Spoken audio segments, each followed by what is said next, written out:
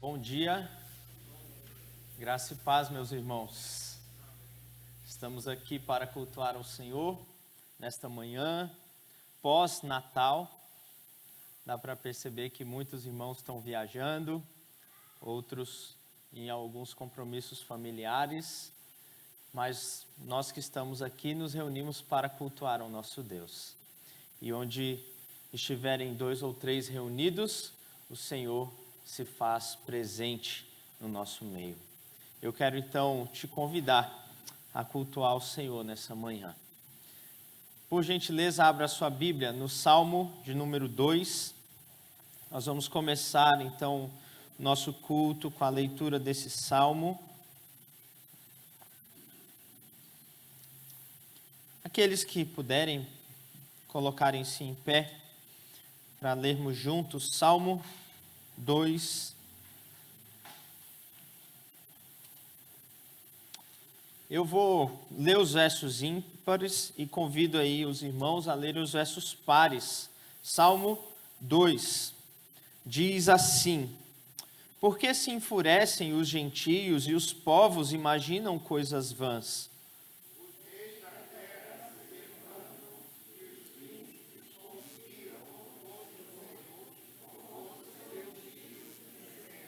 Rompamos os seus laços e sacudamos de nós as suas algemas.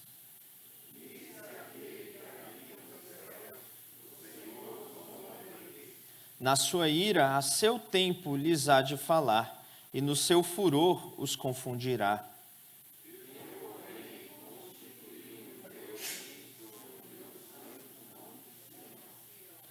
Proclamarei o decreto do Senhor. Ele me disse: Tu és meu filho, eu hoje te gerei.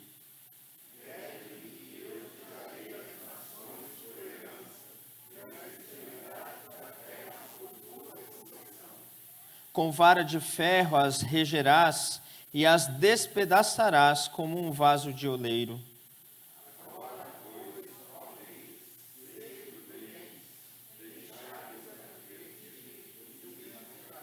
Servi ao Senhor com temor e alegrai-vos nele com tremor.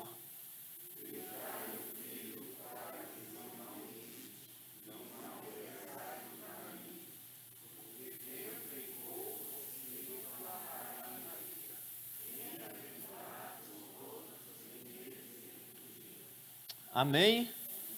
Vamos orar ao Senhor.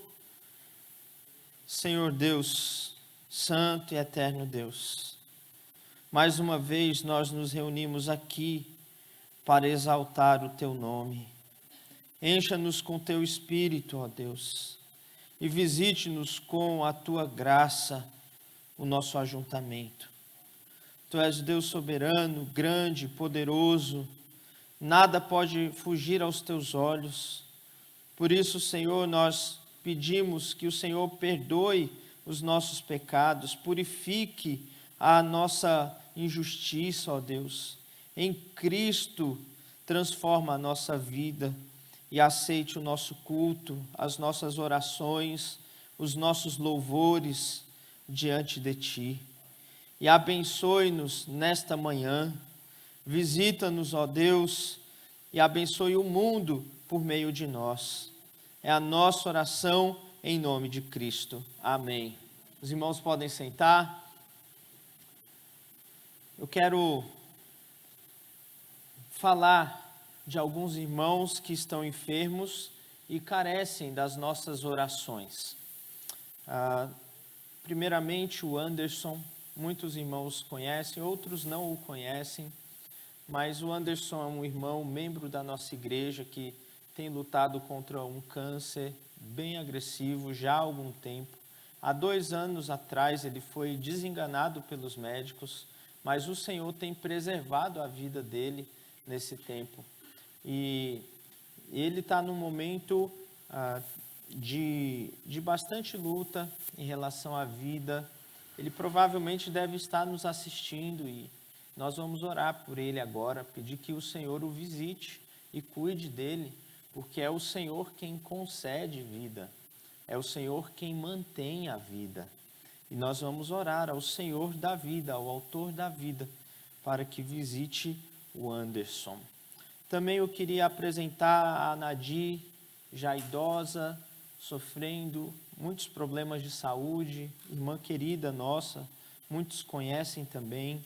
A Nide, sua companheira, que também tem sofrido um pouco. Seu Aderbal e Dona Odila, irmãos queridos, preciosos, mas que lutam aí com a saúde na velhice. Temos um pedido especial, que é a Fernanda.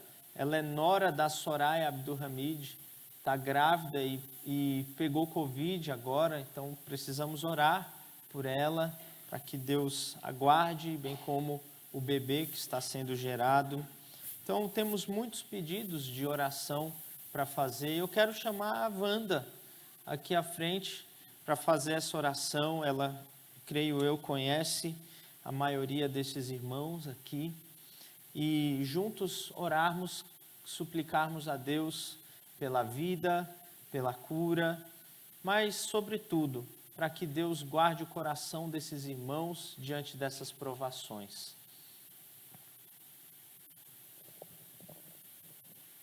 Deus querido, nós louvamos e bendizemos o Teu nome, Senhor.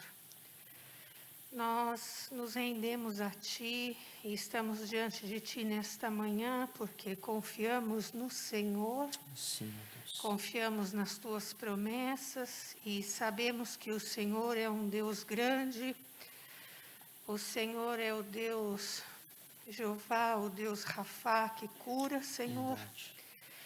E pedimos, ó Pai, agora que o Senhor esteja visitando o Anderson, Senhor, que tem enfrentado essa luta, Senhor, tão grande com essa doença, ó Pai. Sabemos que o Senhor tem fortalecido, dando esperança, dando consolo, conforto, ó Pai. Mas pedimos, Senhor Jesus, que o Senhor continue com ele, Pai. Não sabemos quais os planos que o Senhor tem para a vida dele, mas suplicamos e rogamos a cura para o Anderson, Pai, porque sabemos que o Senhor é um Deus todo-poderoso, Pai querido, que o Senhor pode todas as coisas, ó Pai. Por isso, nesse momento, nós nos juntamos, ó Pai, aqui, clamamos a cura sobre a vida do Anderson, Pai, porque nós cremos que o Senhor pode. Verdade. Também na vida da Fernanda, Senhor, cuida dela, Pai querido. Ela está grávida, Senhor, está com Covid, nós não entendemos porque essas coisas têm acontecido, Senhor, mas sabemos que o Senhor é dono de todas as coisas e também sobre a vida dela, sobre a vida dessa criança, Pai. Nós suplicamos o Teu cuidado, suplicamos a Tua cura sobre a vida dela e sobre a vida desta criança, Senhor. E também, Pai querido, sobre os demais enfermos da nossa igreja, Senhor Jesus. Visita cada um deles, Senhor, os nossos idosos, ó Pai. Cuida, Pai querido, de cada um deles, Senhor. E traz a cura, o conforto, o consolo, Pai. E não deixa que eles se sintam sozinhos e abandonados em momento algum, Senhor. Mas que haja, Senhor, alegria e esperança para cada um deles, ó Pai, que eles nunca se esqueçam que o Senhor os ama e que o Senhor está cuidando de cada um deles. Muito obrigado, em nome de Jesus. Amém. Obrigado, Wanda. Lembrem-se desses irmãos durante a semana. Continuem perseverando em oração. Nós temos um grupo no WhatsApp cheio de pedidos de oração. Valorize, observe os pedidos ali, apresente a Deus, ore e interceda pelos nossos irmãos. Vamos cantar louvores ao nosso Deus?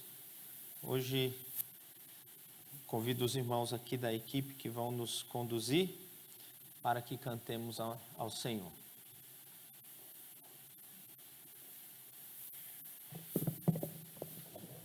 Bom dia, queridos. Vamos nos colocar de pé para engrandecer o nome do Senhor. Nosso primeiro cântico se chama Nas Estrelas. Tantas coisas que o Senhor nos fez, que são tão pequenas. Uma delas, a estrela, né? O vento. Imagina a gente. O Senhor tem cuidado de nós.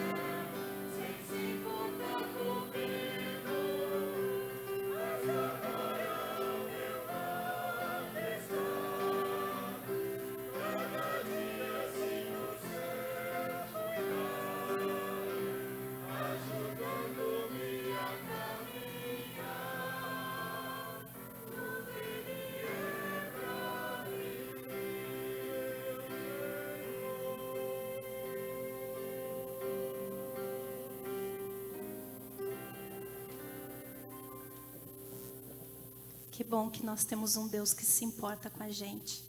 E que Ele não está sozinho lá no céu. E nós estamos sozinhos aqui na terra.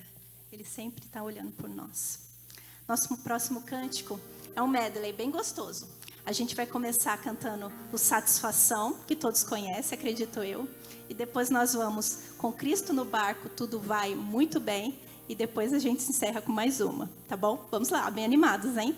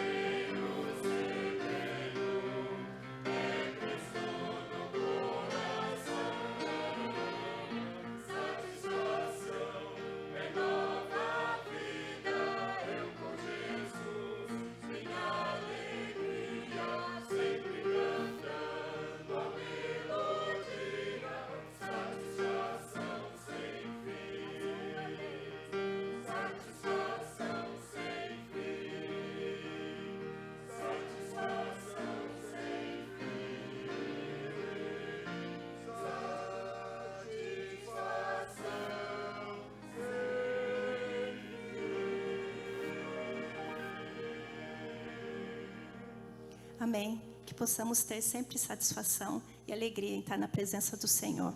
Amém. Pode sentar, irmãos.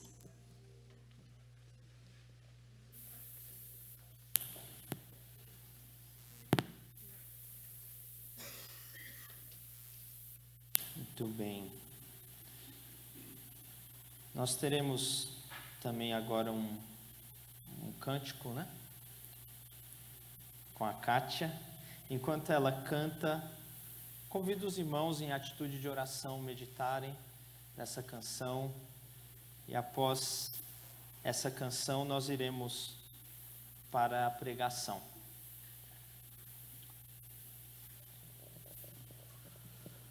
Bom dia a todos.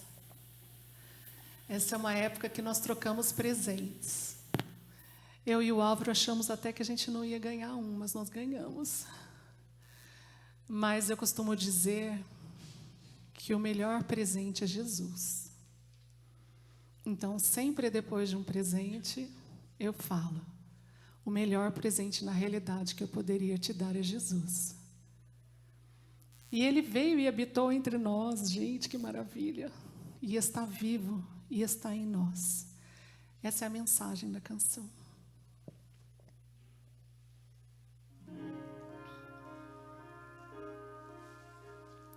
Tanta paz, santa paz, já anoiteceu, tão tranquila está. Terá sido uma noite assim. Imagine um anjo a contemplar a ternura de Maria, olhar que o Rei nasceu.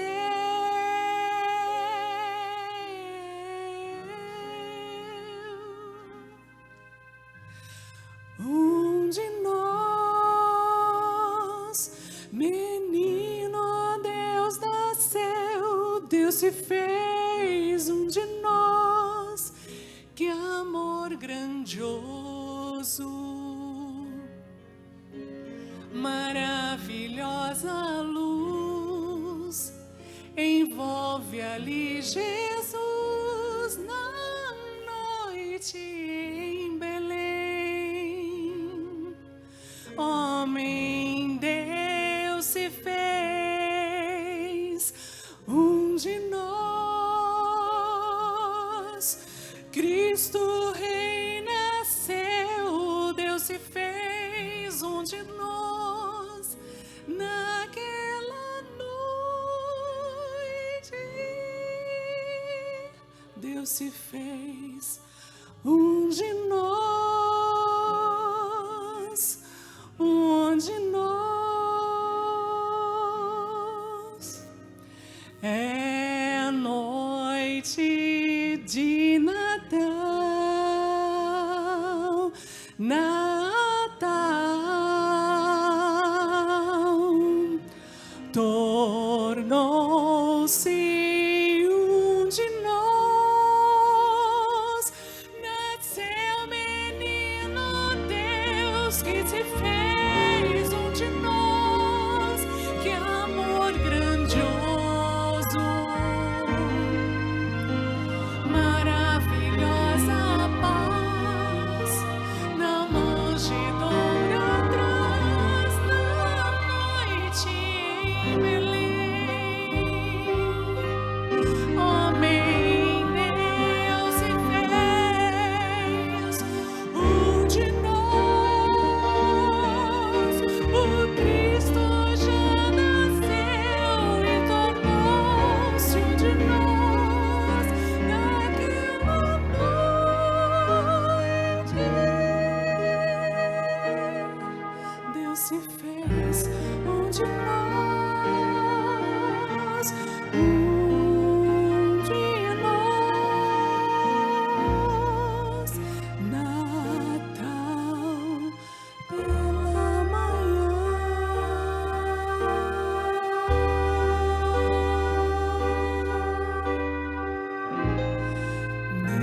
Deus se fez um de nós.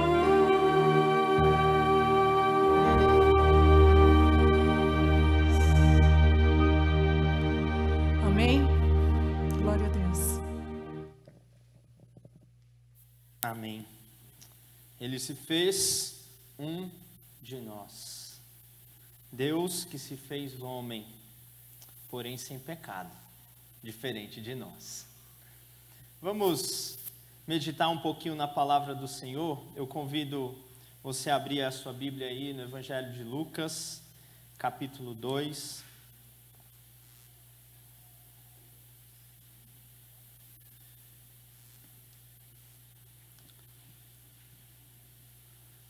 Nós vamos ler do verso 25 ao verso 35.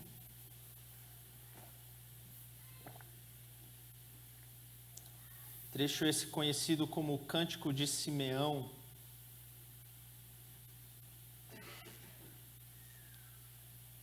Lucas capítulo 2, verso 25 a 35. Diz assim: Havia em Jerusalém um homem chamado Simeão, homem este justo e piedoso que esperava a consolação de Israel.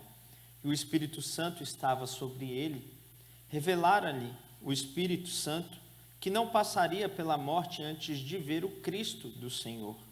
Movido pelo Espírito, foi ao templo, e quando os pais trouxeram o menino Jesus para fazer com ele o que a lei ordenava, Simeão o tomou nos braços e louvou a Deus, dizendo: Agora, Senhor, pode despedir em paz o teu servo, segundo a tua palavra, porque os meus olhos já viram a tua salvação, a qual preparaste diante de todos os povos, luz para revelação aos gentios e para a glória do teu povo de Israel. E estavam o pai e a mãe do menino admirados do que ele se dizia. Simeão os abençoou e disse a Maria, mãe do menino: Eis que este menino será destinado tanto para a ruína como para levantamento de muitos em Israel, e para ser alvo de contradição. Também uma espada transpassará a tua própria alma, para que se manifestem os pensamentos de muitos corações. Vamos orar mais uma vez? Senhor, obrigado por tua palavra. Obrigado por esse dia, obrigado pelo teu povo que aqui se encontra. Nós estamos reunidos ao redor da tua palavra nesse momento e pedimos, ó Deus, que o Senhor abra a nossa mente, o nosso coração para compreendermos a tua palavra, guardarmos a tua palavra e praticarmos a tua palavra em nossas vidas todos os dias por gratidão aquilo que o Senhor fez por nós em Cristo Jesus, o nosso Salvador. É no nome dele que nós oramos. Amém. Amém. Amém. Nós estamos aí num dia depois do Natal. Normalmente nesses dias nós falamos de Natal, falamos das comidas do Natal, falamos das celebrações. E eu imagino que todos nós celebramos o Natal.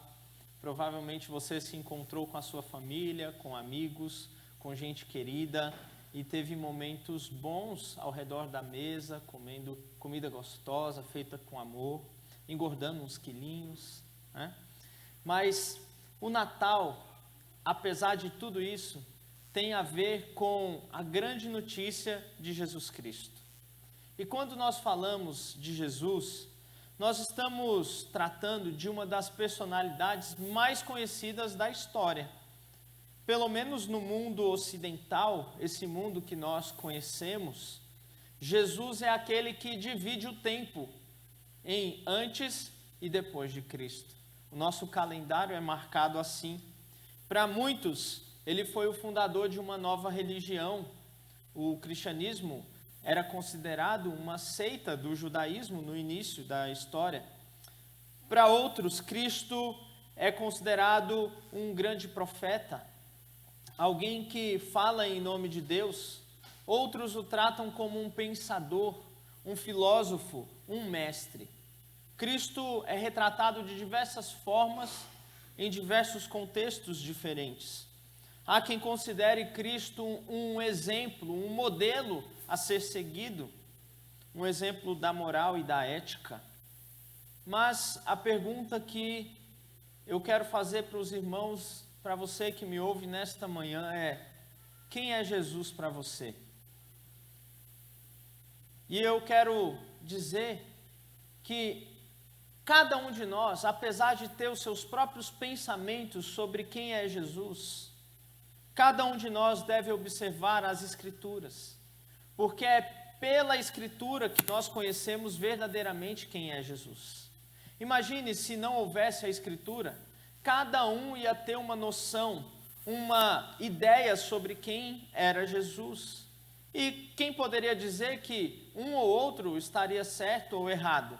Se não há um padrão do que é certo, todos podem estar certos ou todos podem estar errados ao mesmo tempo.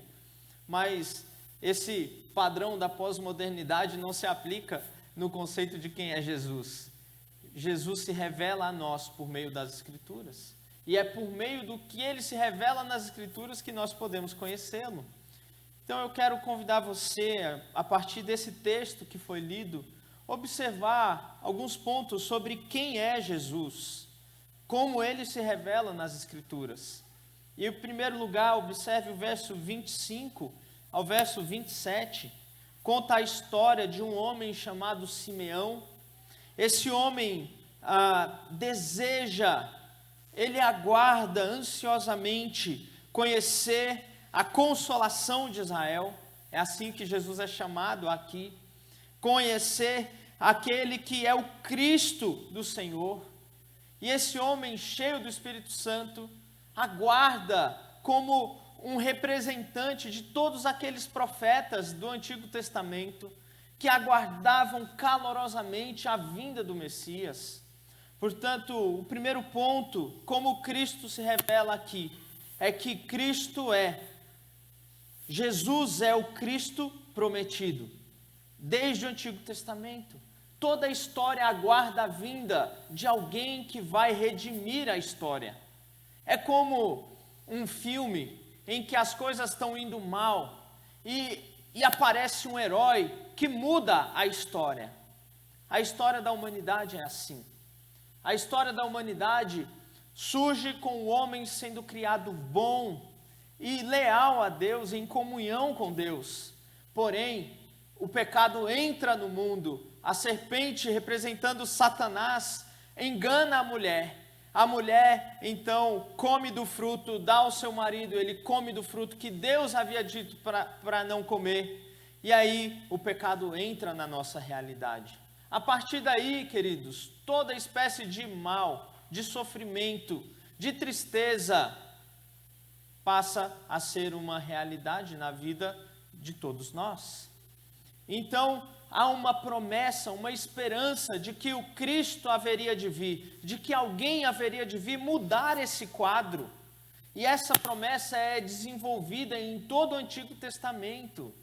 Portanto, quando Simeão, aquele homem já idoso, vai para o templo em Jerusalém, quando o Senhor Jesus deveria ser apresentado, porque era assim que a lei ordenava, em Levítico capítulo 12, quando uma criança de Israel nascia, um menino, um homem, o primeiro filho de sua casa, o primogênito nascia, ele deveria ser levado ao templo e ser consagrado ao Senhor ali.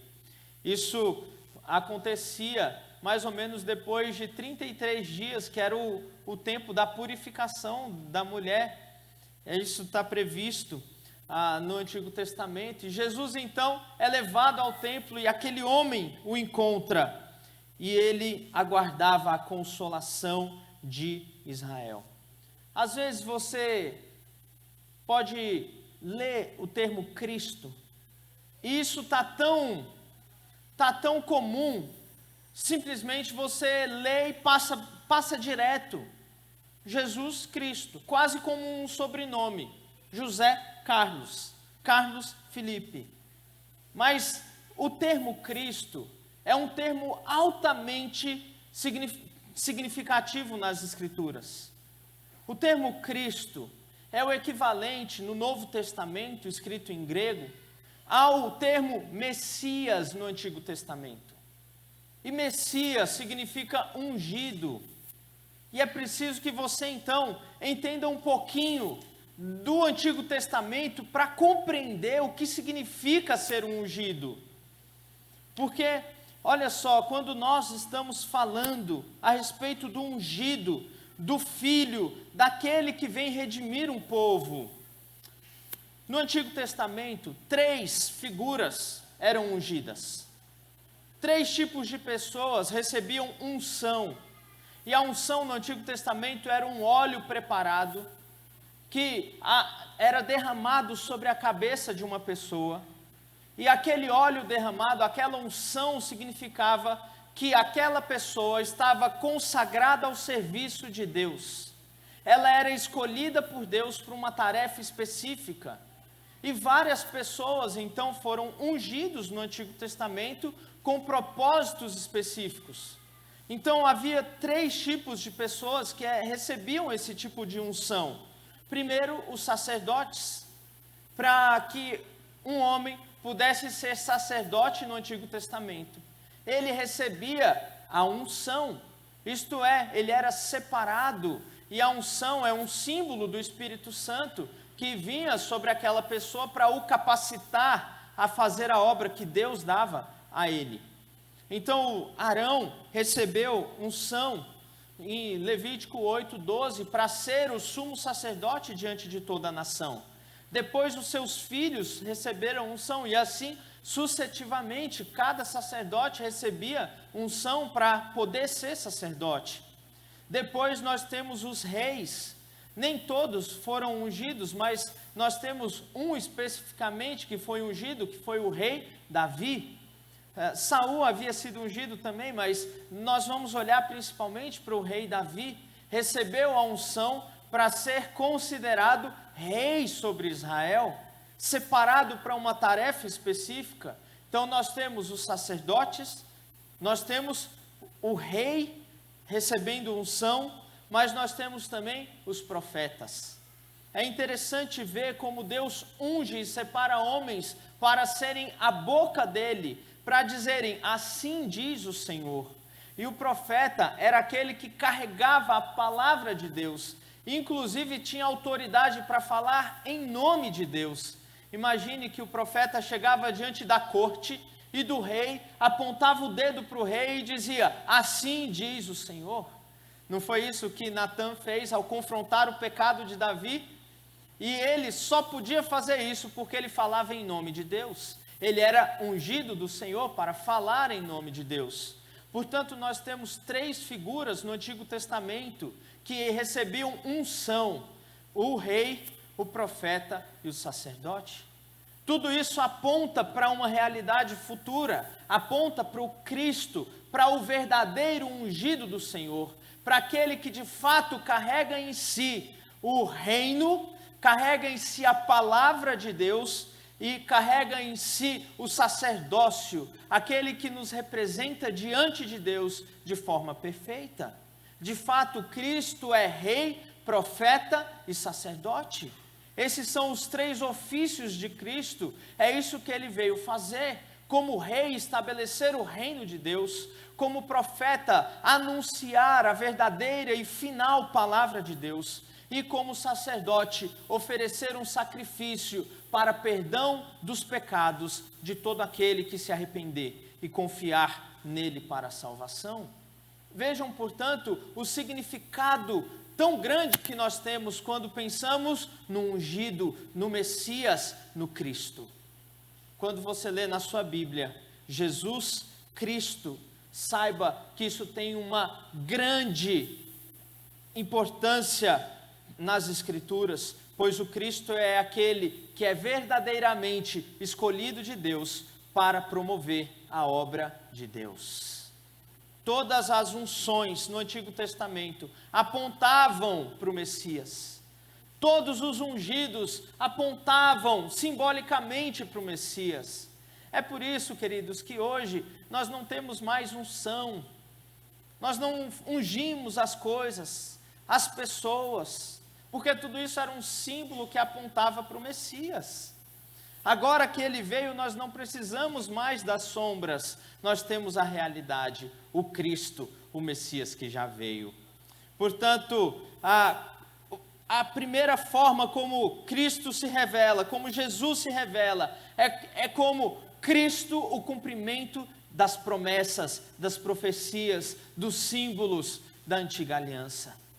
É tão necessário compreender isso. É tão necessário compreender que Cristo é a realidade e tudo o que veio antes dele é como uma sombra. Produz esperança? Sim, mas é uma sombra. Imagine que há uma criança, você está com seu filho no supermercado e por algum motivo ele solta da sua mão e se perde de você. E ele começa a ficar desesperado, perdido em relação a você. Mas aí ele olha no final do corredor e vê uma sombra. E ele identifica, aquela é a sombra do meu pai. Aquela é a sombra da minha mãe. Olha o tamanho da barriga, é ele. Olha o tamanho do nariz, é ela. Ele então tem esperança e consegue te encontrar por causa daquela sombra. Mas com certeza, queridos, encontrar o pai e a mãe vale muito mais do que encontrar a sombra. É como você carregar na carteira a foto de um ente querido. É legal ter a foto.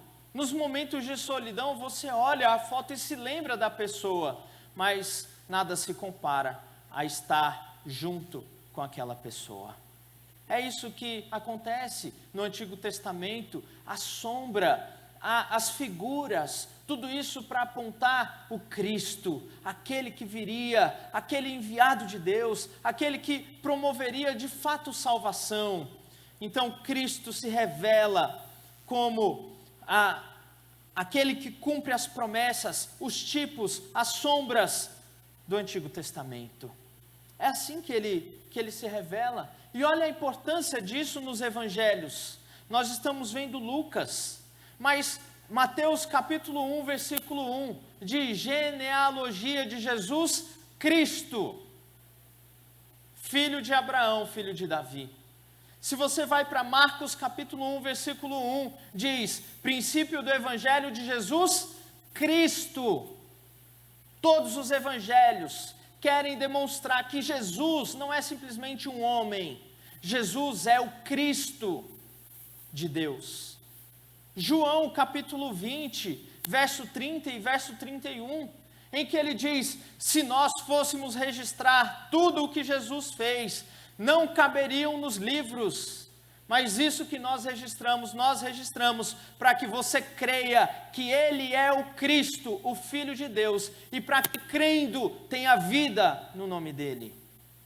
Todos os evangelhos querem provar isso, que Jesus não é um homem simplesmente, mas que Ele é Cristo, o ungido de Deus, aquele que carrega as esperanças do povo, aquele que carrega a obra de redenção, aquele que vem restaurar, que vem salvar, que vem promover restauração diante de tudo aquilo que o pecado corrompeu, diante de tudo aquilo que Satanás destruiu, diante de tudo aquilo que o pecado afeta. Jesus é esse que traz a esperança da humanidade. É interessante como a ordem das Escrituras vai sendo revelada para nós. Primeiro, em Gênesis 3,15, nós temos a promessa do filho de uma mulher, que vai restaurar todas as coisas, que vai pisar na cabeça da serpente, que vai esmagar a cabeça da serpente. Nós temos então, depois em Gênesis 12, essa promessa sendo mais especificada. Agora, ele vai vir de uma família específica, que é o descendente de Abraão. Então veja como as escrituras vão do geral para o específico. E Abraão, nós sabemos, recebeu de Deus a promessa de um descendente. Esse descendente, inicialmente, nós pensávamos que era o Isaac. Isaac vem, depois de Isaac, Jacó, e os seus 12 filhos, as 12 tribos, e aí Deus especifica ainda mais a promessa. Ele diz que o descendente é de Davi, ou seja, da tribo de Judá. Primeiro toda a humanidade, o descendente da mulher, o filho da mulher, depois o filho de Abraão, depois o filho de Davi, da tribo de Judá, até que nós chegamos em Jesus Cristo. A promessa vai se tornando específica, até que encontra em Cristo o seu cumprimento. O que me chama a atenção aqui nessa história de Simeão é a expectativa que ele tinha de encontrar o Cristo, o Messias. Você tem essa expectativa?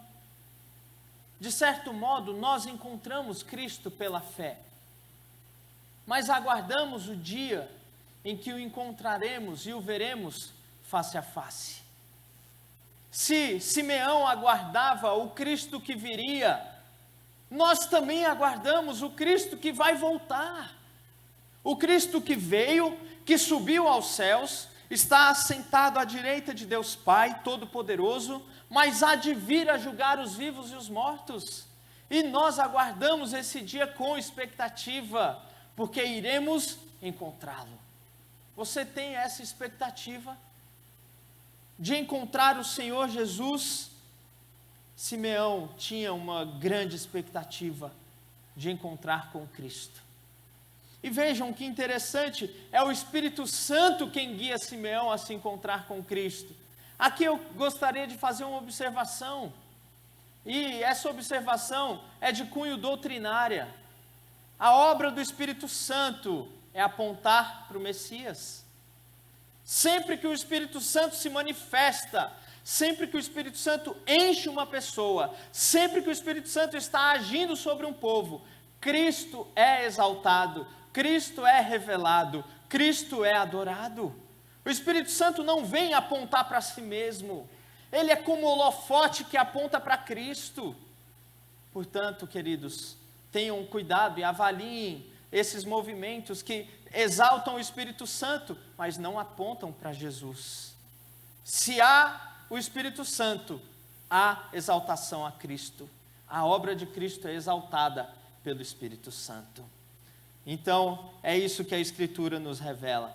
É assim que Cristo se manifesta a nós. Mas o texto continua, do verso 28 ao verso 33. Veja o que acontece. Simeão tomou o menino nos braços e louvou a Deus, dizendo: agora, Senhor, pode despedir em paz o teu servo, segundo a tua palavra, porque os meus olhos já viram a tua salvação, a qual preparaste diante de todos os povos, luz para a revelação dos gentios e para a glória do teu povo de Israel. Cristo não é apenas o cumprimento das promessas do Antigo Testamento, mas ele é o Salvador do mundo. É assim que ele se revela. Simeão tem uma percepção maravilhosa. Ele pega um menino nos braços e diz: os meus olhos já viram a tua salvação. É isso que ele diz aqui. Verso 30. Os meus olhos já viram a tua salvação. Não tem algo errado? Ele está com um menino nos braços. E ele diz: os meus olhos já viram a tua salvação. Simeão, queridos, como nós, vive pela fé. É pela fé que ele olha aquele menino e crê que aquele menino é o Cristo, é o que vai promover salvação, é o que vai mudar a história do mundo, é aquele que vai libertar o homem. Ele vê aquele menino nos seus braços e crê que ele é o Filho de Deus, o prometido. É pela fé, porque é somente pela fé que o homem é salvo. Não é por obras, é somente pela fé. Veja, a fé, queridos, ultrapassa aquilo que nós podemos perceber. Ele não está vendo o Messias vindo e transformando toda a realidade. Ele não está vendo Cristo vencendo a morte, o pecado e Satanás. Ele não está vendo tudo isso acontecer na realidade, mas pela fé ele diz: os meus olhos já viram a tua salvação. Pela fé, porque Cristo é o Salvador do mundo. E aqui o texto deixa bem claro: luz para os gentios e glória para Israel. Não somente um povo de uma etnia, mas todos os povos da terra são abençoados pelo Messias que viria. E de acordo com Simeão, com o Messias que veio. Agora, nós precisamos pensar em algo aqui.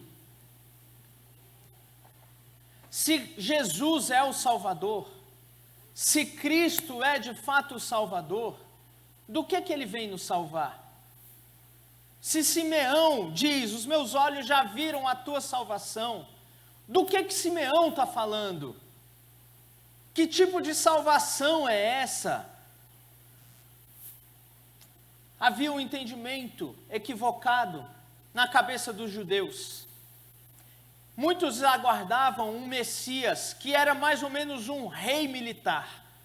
Alguém que viria libertar Israel do jugo do Império Romano. Alguém que viria transformar a nação de Israel na maior potência entre todas as nações, e que todas as nações viriam a ela e se dobrariam diante dos israelitas. Era esse o entendimento que muitos tinham a respeito do Messias. Um rei militar que pela força, que pelo braço, libertaria o povo da opressão.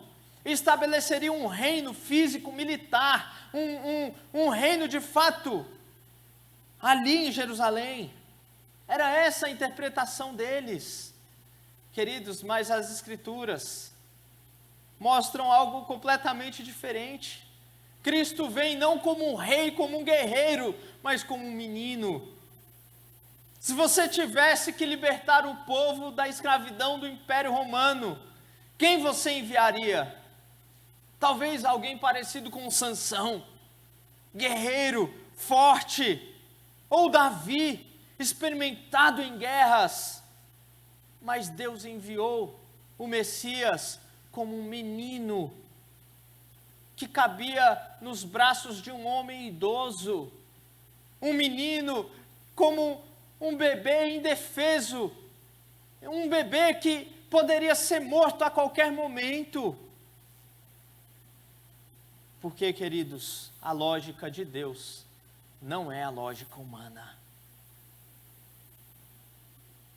Deus diz que a sabedoria do homem é loucura, e a loucura de Deus é mais sábia do que a sabedoria do homem, porque é assim que Deus age. Ele envia o Salvador como um menino, que vai crescer, mas que não vai se tornar um general de um exército, que vai destruir os inimigos, executar os inimigos, inaugurar um reino físico em Israel. Não, esse Messias vem, cresce, se torna um homem como nós, começa a ensinar as verdades da palavra de Deus, mas acontece que ele morre numa cruz e ressuscita ao terceiro dia. É esse o Messias que veio. De fato, queridos, ele veio nos salvar, mas não veio nos salvar simplesmente de inimigos físicos, simplesmente de um império que dominava o povo. Não, Jesus veio nos salvar principalmente da ira do próprio Deus. Efésios capítulo 2, versículo 2, diz que nós éramos por natureza filhos da ira, como também os demais. Romanos capítulo 1, versículo 18, diz que a ira de Deus se revela do céu contra toda a impiedade e injustiça dos homens, que detêm a verdade pela injustiça. Deus, queridos, derrama a sua ira justa sobre os pecadores. Deus é um justo juiz, que diante da maldade e do pecado do homem, não pode se calar. Quantos de nós não ficam indignados com algumas notícias que ouvimos? Atrocidades, coisas terríveis que acontecem, e nós nos indignamos. Quando ouvimos notícias, por exemplo, de um homem adulto que abusa de uma criança, sobe uma indignação. Quando ouvimos notícias de pessoas morrendo porque políticos desviaram verbas do hospital, nós ficamos irados, com indignação santa por causa dessas coisas. Se nós que somos imperfeitos, reagimos assim, Deus, o justo juiz, age com ira, e a sua ira, queridos, é a justa reação dele diante do pecado e da maldade do homem. Portanto, ele não pode deixar de se irar contra o homem que peca e que comete maldades. Deus é assim, justo juiz. E quando ele diz, no dia em que comeres, certamente morrerás. E o homem e a mulher comeram, e nós estávamos representados neles ali. Portanto, o pecado deles foi o nosso pecado. Some-se a isso todos os seus próprios pecados. Portanto, quando Jesus vem, Deus, esse Deus que se ira, esse Deus envia o Salvador, para que esse homem pecador pudesse ser salvo. Esse Deus que derrama a sua ira, é o Deus que derrama também do seu amor. Nós não podemos diminuir o Evangelho. O Evangelho só faz sentido se você entender que Deus é um Deus que se ira e que Deus é um Deus que ama. Se você abrir mão de uma dessas verdades, você vai estar diminuindo o Evangelho. Você vai estar camuflando a verdade de Deus. E nós não podemos camuflar a verdade de Deus. Queridos, Deus é um Deus justo, santo e que pune o pecador, mas Deus é o Deus amoroso, gracioso, misericordioso, que envia o seu próprio Filho para pagar pela culpa, para receber a ira dele mesmo, para salvar o pecador arrependido. Portanto, Ele é o Salvador que vem nos livrar da condenação, desta justa condenação que vem com a ira de Deus. Mas Ele também nos salva do controle e do domínio de Satanás.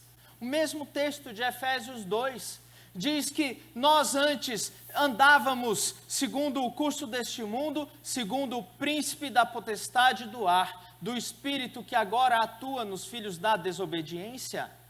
Satanás atua escravizando, atua massacrando, atua destruindo, e ele destrói famílias, ele destrói vidas, ele destrói sociedades. É isso que ele faz. E ele age sobre aqueles que não estão em Cristo, e ele continua atuando, destruindo, fazendo a sua obra maléfica, maligna na vida deles. Assim nós estávamos. O Senhor Jesus disse que se nós não éramos filhos de Abraão, nós éramos filhos do diabo. Mas ele engana, ele cega os olhos das pessoas, e elas vivem como se fossem filhas de Deus, e elas dizem, todo mundo é filho de Deus, quando na verdade são escravas de Satanás. Era essa a nossa condição, mas Deus enviou o Salvador, que nos libertou do jugo de Satanás. Mas não somente isso, o Senhor também nos libertou da escravidão do pecado. João capítulo 8, verso 34, diz que se o Filho vos libertar, verdadeiramente sereis livres. Todo aquele que peca é escravo do pecado, mas se o Filho vos libertar, verdadeiramente sereis livres.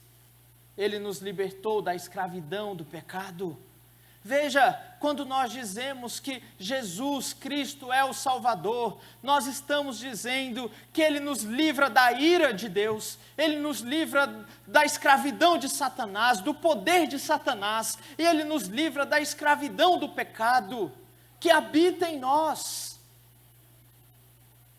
Essa é a situação do homem sem Deus. Era assim que nós vivíamos. Na verdade, as Escrituras dizem que é assim que nós nascemos. Davi diz, em pecado me concebeu a minha mãe. Queridos, cada criança que nasce, nasce nessa condição. Não nasce como uma página em branco, inocente, puro. Não, nasce carregando a culpa e o pecado que vem desde Adão. É assim que as Escrituras ensinam. É assim que nós éramos antes de Cristo. Agora, se você não compreender a gravidade disso, você não vai compreender a grande salvação que Ele nos trouxe. Portanto, não diminua o Evangelho. O Evangelho é grandioso, queridos, porque a ofensa foi grandiosa. A ofensa contra Deus foi grande. O pecado foi abundante, mas o evangelho é maior, a graça superabunda diante do pecado. Mas se nós não entendermos essa realidade, o evangelho vai ser diminuído em nossas vidas, em nossa pregação, em nosso testemunho. E as pessoas vão vir até Cristo sem saber o que significa vir até Jesus, sem saber o que significa se entregar a Jesus, sem saber o que significa ser salvo, sem saber o que significa se arrepender dos seus pecados e ser livre do pecado, livre de Satanás. É por isso que muitos estão nas igrejas, mas não estão livres do pecado, estão escravos do pecado, porque nunca foram salvos verdadeiramente, estão sendo enganados porque frequentam uma igreja. Mas se de fato você foi salvo, Cristo não é um salvador possível, Cristo é um Salvador real, que opera a salvação real, que nos liberta da ira de Deus de fato e de verdade, que nos tira do domínio de Satanás, que nos tira da escravidão do pecado. É isso que Cristo faz. E se você pertence a Cristo, se você entregou a sua vida a Ele, o pecado não tem domínio sobre você. De fato você ainda peca, você ainda não está perfeito, mas o pecado não te domina mais. Você pode dizer não ao pecado, você pode dizer não a Satanás, você pode dizer não a esse mundo mau, porque você foi salvo, você foi libertado por Cristo. É isso que significa o Natal, a vinda do Salvador. É isso que Jesus veio fazer. Ele veio ser o Salvador do mundo, isto é, de gentios e judeus, de todo aquele que crê, que se arrepende dos seus pecados e confia nele para a salvação. Não diminua a pessoa e a obra de Cristo, mas ele se revela ainda, agora nos versos 34 e 35, diz assim: Simeão os abençoou e disse a Maria, mãe do menino: Eis que este menino será destinado tanto para a ruína como para o levantamento de muitos em Israel, e para ser alvo de contradição. Jesus Cristo não é apenas o cumprimento das promessas do Antigo Testamento, ele não é apenas aquele que promove salvação real, mas ele também é pedra de tropeço. Ele é alvo de contradição. Ele é alvo de oposição. Foi Tim Keller que disse: Jesus Cristo não foi um cara legal, que fez coisas boas no mundo. Você não crucifica pessoas legais, você crucifica ameaças. Jesus Cristo foi pedra de tropeço para muitos ali. Os que o crucificaram, os que o negaram, os que o mataram, os que o abandonaram. Pedra de tropeço. O apóstolo Pedro fala algo interessante sobre isso. Abra a sua Bíblia lá em 1 Pedro 2, 6 a 8. Olha como as Escrituras mostram Cristo sendo pedra de tropeço para alguns. 1 Pedro 2, versículos 6 a 8. Diz assim: Pois isso está na Escritura. Não sou eu que estou dizendo. Isso está na Escritura. Pedro está dizendo: Eis que ponho em Sião uma pedra angular, eleita e preciosa, e quem nela crê não será de modo algum envergonhado.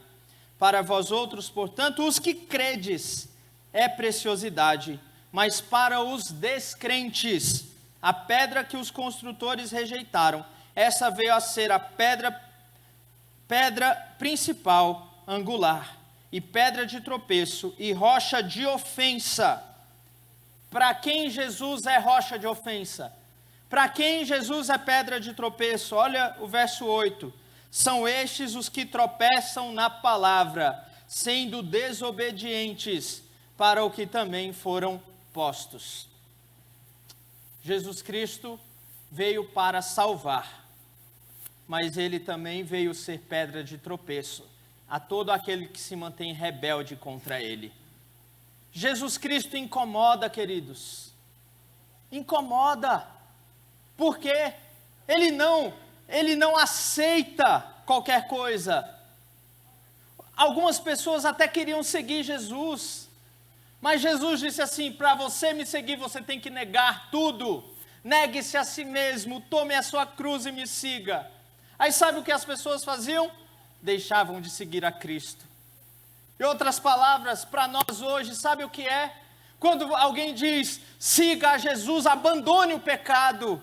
Sabe o que elas fazem? Não, eu não vou largar esse vício. Eu não vou largar esse pecado. Eu não vou largar essa forma de viver. Querido, se você não abandonar o pecado, se você não deixar tudo, Cristo não vai te aceitar. Porque Ele é assim. Ele vai ser pedra de tropeço para você. Se você não estiver disposto a enxergar a preciosidade dessa pedra. Em Mateus capítulo 13, Jesus conta uma parábola de um homem que era rico, mas um dia encontrou uma pedra preciosa, e ele então vendeu tudo que tem para ficar com aquela pedra. Se isso não acontecer na tua vida, Jesus vai ser pedra de tropeço para você. Se você continuar rebelde contra o Filho, olha o Salmo 2 que nós lemos no início desse culto, começa assim: porque se enfurecem os gentios, e os povos imaginam coisas vãs. O texto diz, reis e príncipes se levantam contra o ungido do Senhor. Lembram que Jesus é o ungido do Senhor?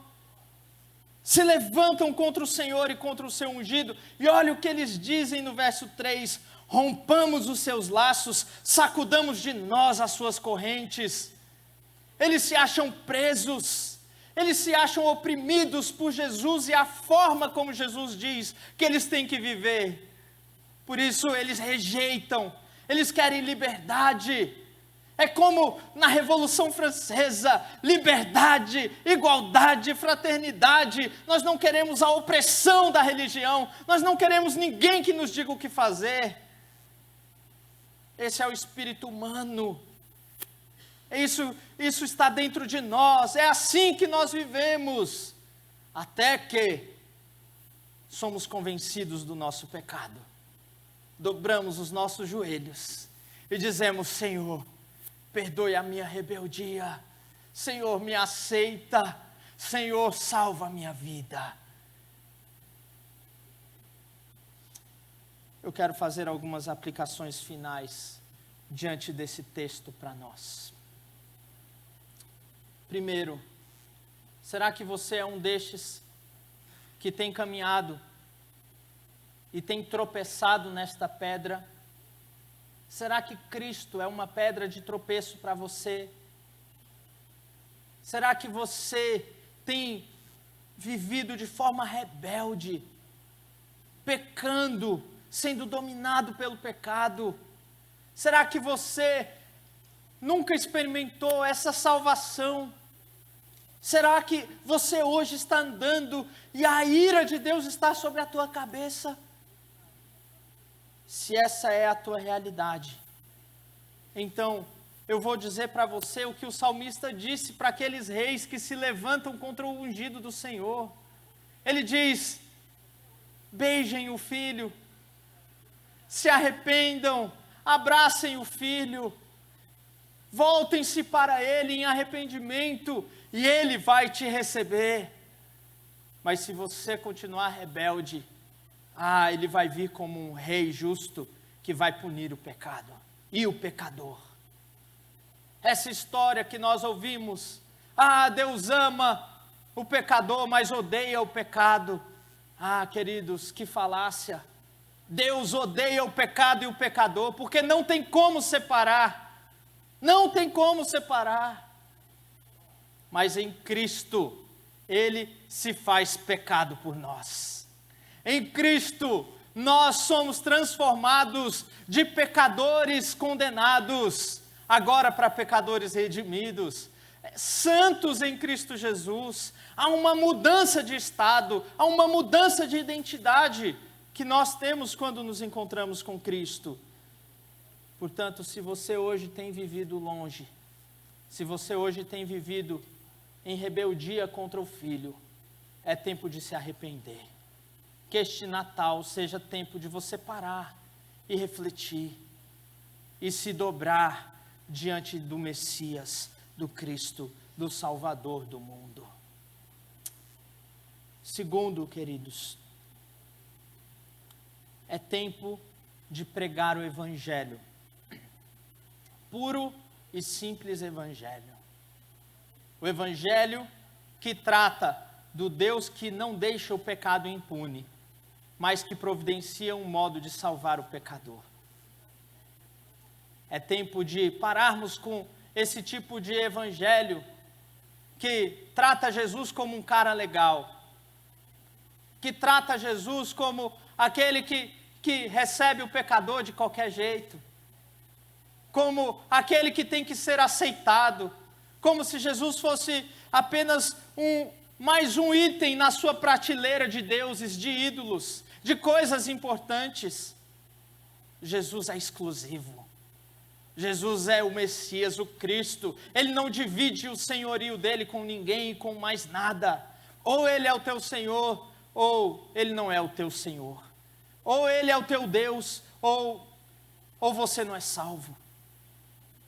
É tempo de pregarmos este Evangelho, testemunharmos este Evangelho, falarmos deste Evangelho aos nossos vizinhos, aos nossos amigos, aos nossos familiares. É tempo de publicarmos isso ao mundo.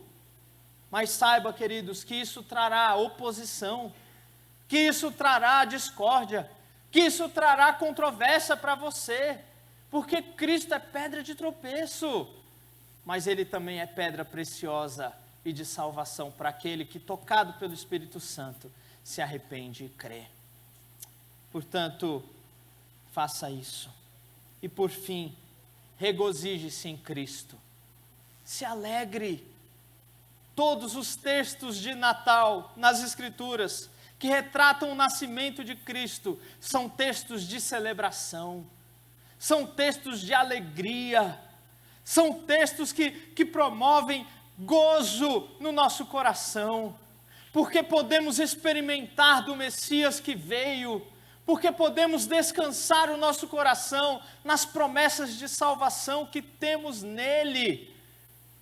Portanto, regozije-se o teu coração no Senhor.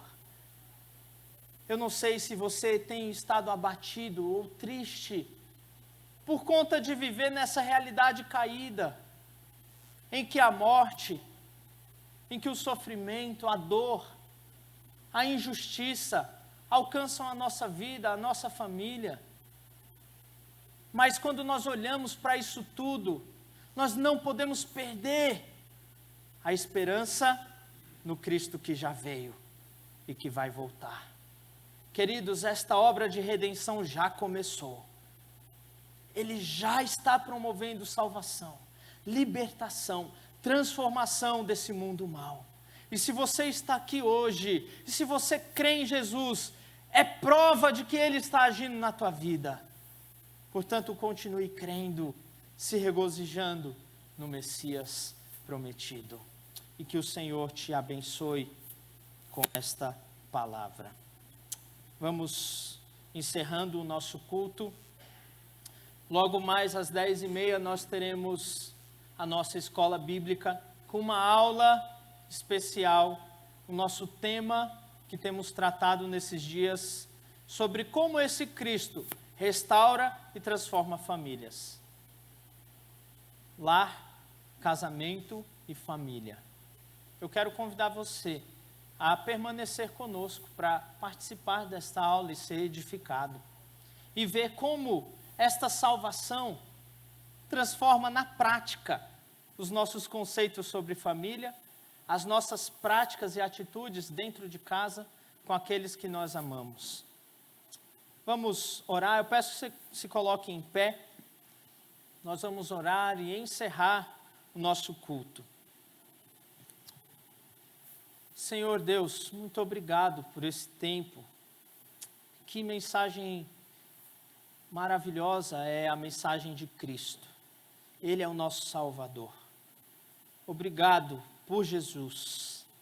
E, ó Deus, abençoe as nossas vidas, o teu povo que está aqui, Senhor, para que sejamos cheios de Cristo, para que Cristo seja o nosso maior desejo, para que vivamos para Ele, para que o nosso coração seja consolado em Cristo, para que o nosso coração seja alegrado em Cristo, para que Ele, somente Ele, seja a nossa esperança, para que Ele seja a nossa mensagem, o nosso alvo, a nossa meta.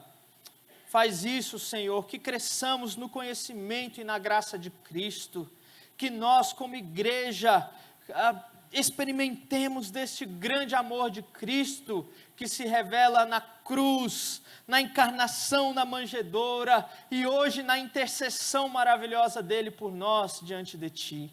Ó Senhor, e que nós sejamos usados como instrumento de salvação para levar essa mensagem de Cristo àqueles que não Te conhecem. Ó Deus, e que a graça do nosso Senhor e Salvador Jesus Cristo, o Teu grande amor, ó Pai, e a comunhão e consolação do Teu Espírito, seja com todo o Teu povo aqui, Senhor, e com todo o Teu povo em toda a terra, hoje e até a volta esperada e gloriosa do Senhor Jesus Cristo. Amém, amém, amém. Sentai-vos, queridos, que Deus abençoe cada um.